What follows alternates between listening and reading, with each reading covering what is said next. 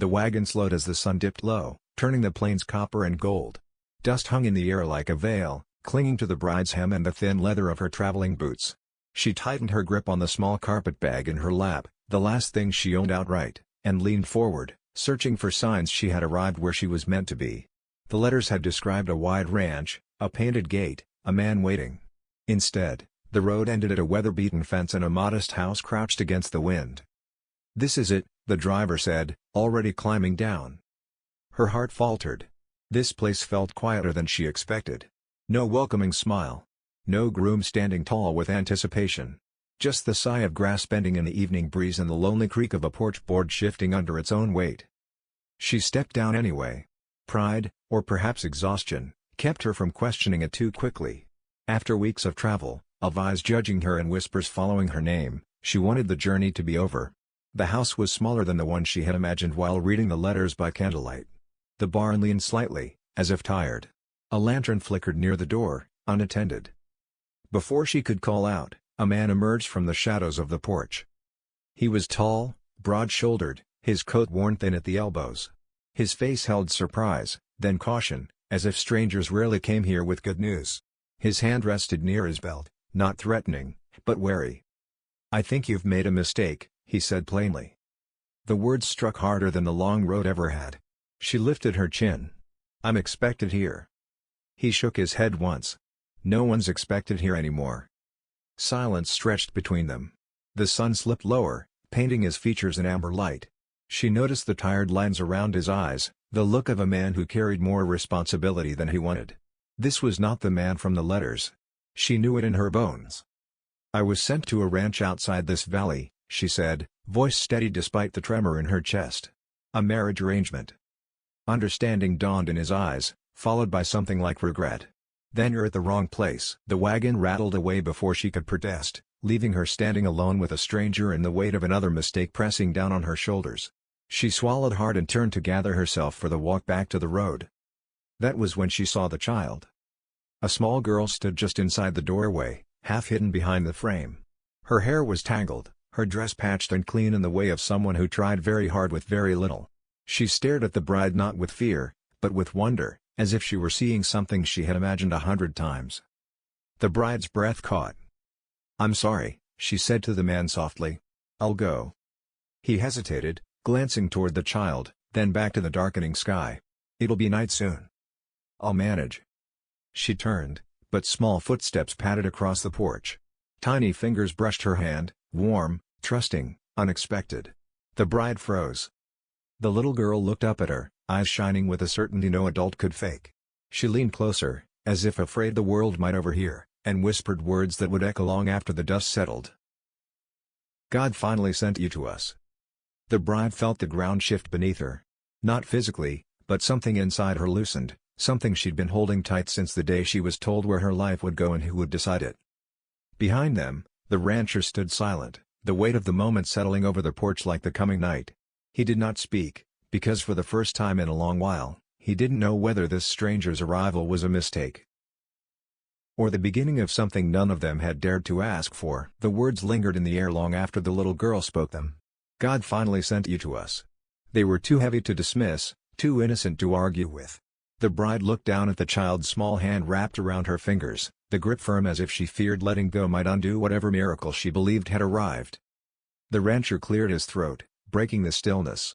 "Maggie," he said gently, "that's enough now."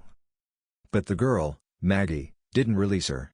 Instead, she stepped closer to the bride, resting her head briefly against the woman's side. The simple trust of the gesture struck deeper than any plea. The bride felt a sting behind her eyes and forced herself to breathe slowly. She had learned long ago that hope was dangerous. "I'm sorry," the bride said, lowering herself to Maggie's level. "I think you're mistaken." Maggie shook her head with quiet certainty. "I asked every night." The rancher turned away, jaw tight, staring out toward the dark fields as if they might offer him answers. After a moment, he spoke, his voice rough. "Her mother passed 2 winters ago. Fever." He paused. "The kids. They pray. I don't stop them." "Kids?"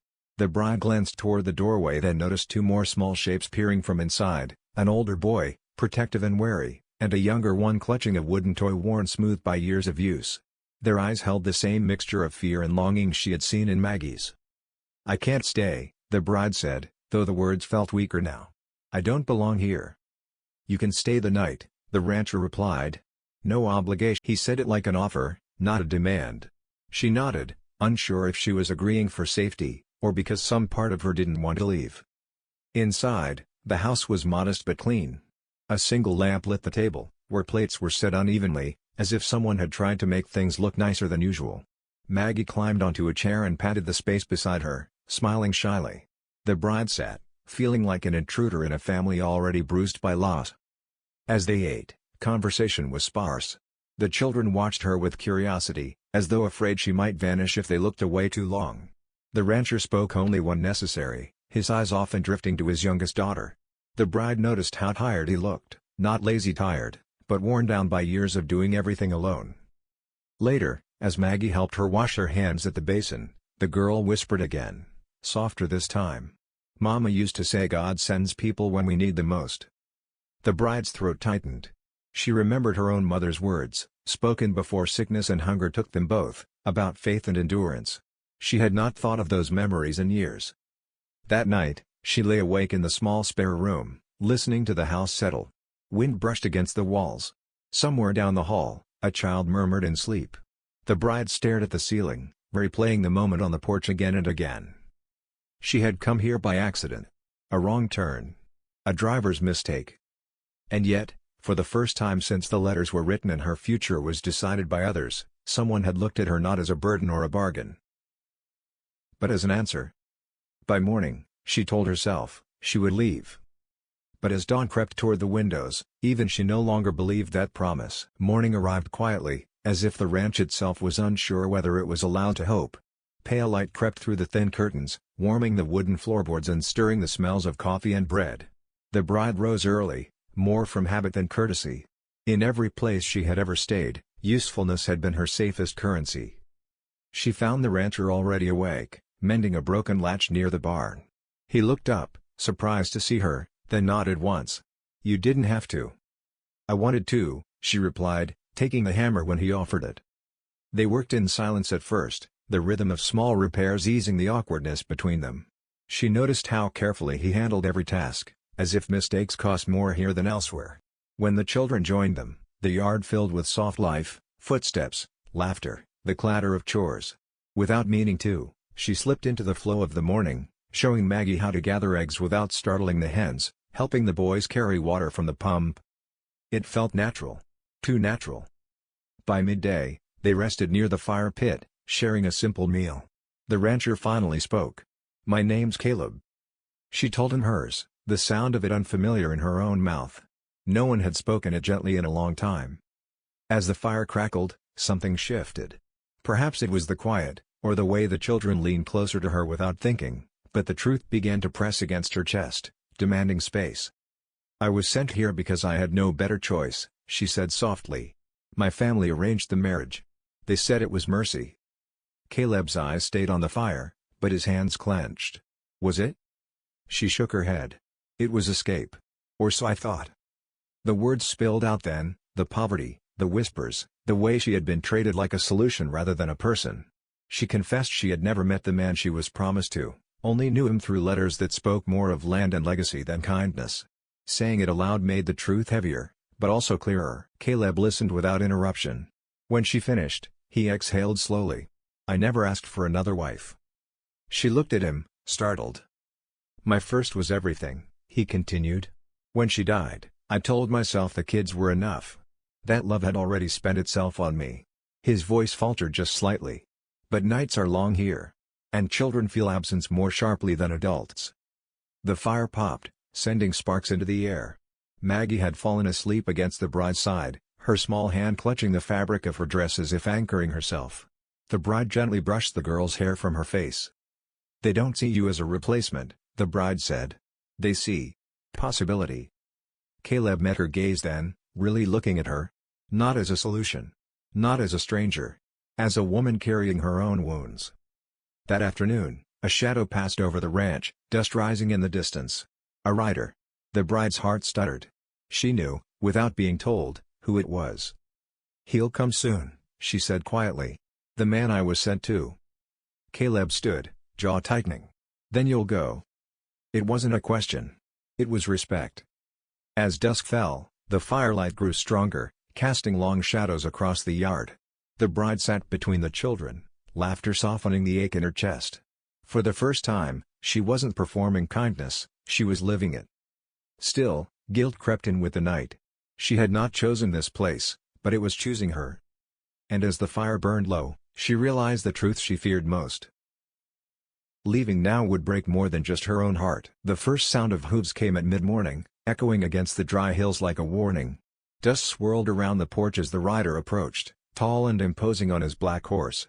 The bride stiffened. She recognized the figure instantly, the man she was promised to, the one whose letters had guided her across endless miles. His face was hard, eyes cold, and his lips pressed into a thin line that spoke of entitlement. Caleb stepped forward, placing himself between the man and the house. His children peeked around him, wary, their small hands clutching each other.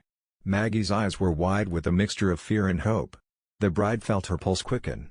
This confrontation had been inevitable, yet nothing about the moment felt simple. "You belong to me," the man barked, dismounting with practiced aggression. His boots kicked up dust as he strode toward her. "You were sent to me. That's the law. That's the agreement. Step aside." The bride's stomach churned. She had feared this moment, imagined it countless times in the lonely nights of her travels, but seeing him in reality made her feel smaller than she ever had. "I am not a possession," she said, her voice trembling but firm. "I will not be traded or claimed." The man's eyes narrowed. "You have no choice in the matter." Caleb's stance stiffened, shoulders squared. "She has a choice. And she is under my roof. That's the only law that matters here." The air thickened. Dust and tension mingled as the man sneered, ready to argue, to force the issue. But then, Maggie stepped forward, her small frame shaking slightly. "God sent her to us," she said, louder than before, her voice clear and unwavering. "You have no right to take her from us." Silence fell. The words, so simple yet so powerful, hung between the adults like a verdict. The children clung to each other, their eyes pleading for someone to understand what this woman meant to them. The bride felt a lump in her throat. She realized then that she was no longer alone in making her choice, the children had claimed her heart before anyone else could. The man scoffed, trying to maintain authority, but his presence seemed smaller in the face of Caleb's quiet determination. "You'll pay," he threatened. The morning after the confrontation arrived calm, almost surreal. The air was crisp, the kind that carries the scent of earth and new beginnings. Birds called from the trees, and the ranch seemed to breathe easier, as if it too had waited for this resolution. The bride awoke in the small spare room and felt a strange weight lifting from her chest. For the first time since she had begun this journey, she was not a traveler burdened with uncertainty, she belonged somewhere. Downstairs, the children were already awake, preparing breakfast with excitement and purpose. Maggie's hair was untamed, and her dress still patched but clean, as if she had slept dreaming of this day. She looked up and saw the bride at the door.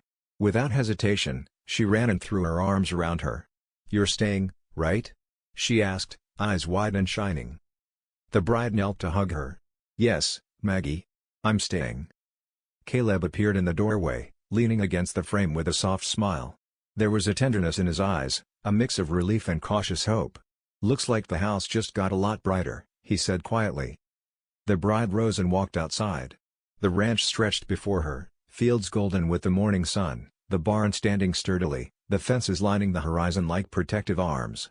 She realized that this land, once strange and quiet, now felt alive because of the people who called it home. The children ran to her side, eager to share chores, stories, and laughter.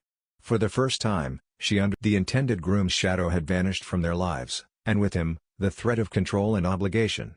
The bride was free, not because she escaped someone else's claim, but because she chose her own path. She had arrived by accident, yes, but staying had become a choice, a deliberate act of love and commitment to these children and this man who had already given her more than she could imagine. At midday, the family gathered near the porch.